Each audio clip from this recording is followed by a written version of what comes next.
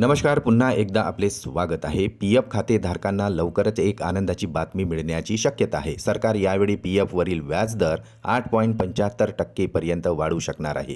कर्मचाऱ्यांना चांगला फायदा होणार असून 2025-26 या आर्थिक वर्षासाठी व्याजदरात वाढ होणे अपेक्षित मानले जात आहे, ज्याचा थेट फायदा आता कर्मचाऱ्यांच्या ठेवीवर होणार आहे. तज्ज्ञांनी असा अंदाज वर्तविला आहे की सरकार यावर्षी व्याजदर 8.75% पर्यंत वाढवू शकतो. याचाच अर्थ जर खात्यामध्ये 6 लाख रुपये असतील तर 52,000 रुपयापर्यंत व्याज हे कर्मचाऱ्यांना मिळणार आहे.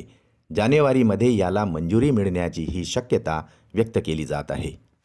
व्याजदरात वाढ झाल्यानंतर त्याचा थेट परिणाम पी-एफ अकाउंटमधील ठेवीवर होणार आहे. ज्या कर्मचाऱ्यांच्या खात्यात 5 लाख रुपये आहेत त्यांना अंदाजे 42,000 रुपये व्याज मिळू शकतो.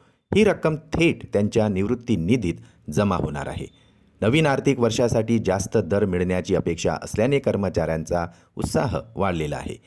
जानेवारीमध्ये अंतिम निर्णय घेतला जाऊ शकतो अशी शक्यताही वर्तविली जात आहे.